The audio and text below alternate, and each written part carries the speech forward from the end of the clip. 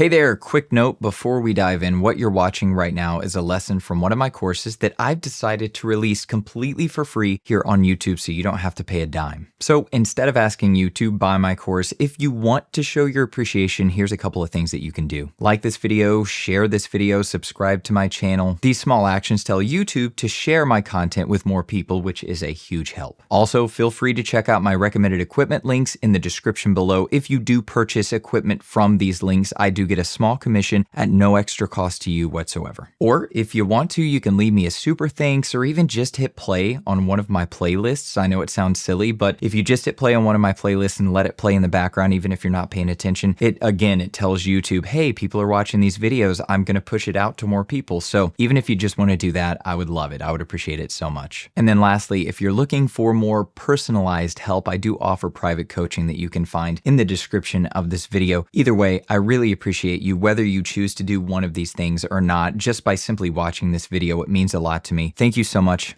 Now, let's get to the lesson. Okay, so let's talk about large diaphragm condenser microphones. Why and where would you want to use them? Let's cover some pros and cons. Pros: has a more natural sound. So large diaphragm condenser microphones capture the voice in such a way that it sounds more like a real natural conversation that you're having with somebody in person, in real life. More forgiving with movement, cardioid polar pattern.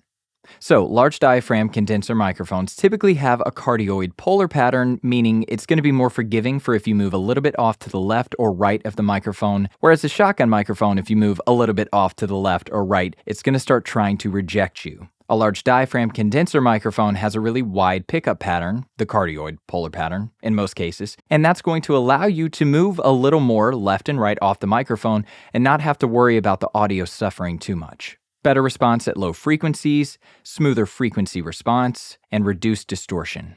Cons: very sensitive.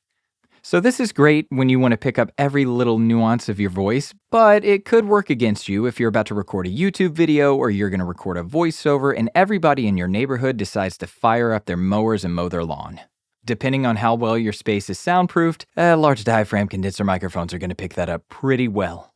Picks up more ambient sounds. So this really just goes back to what I said. It picks up more ambient sounds around you. So whatever noises are happening around you, this microphone is definitely going to pick it up. If your computer fan is going crazy, the microphone's going to pick it up. If your dog's barking downstairs, it's going to pick it up. If people are stomping around upstairs above you, it's probably going to pick it up. When your AC kicks on, it's going to pick it up. These microphones are just incredibly sensitive. So you just got to know your space, and you just got to know how loud things are going to be in your space before you start recording. Requires 48 volts phantom power. Now, I have this in the cons. I don't really consider this a con because nowadays, pretty much every interface on the market supplies 48 volts phantom power. So this really isn't a con nowadays, but I still wanted to put it in here just so that you're aware.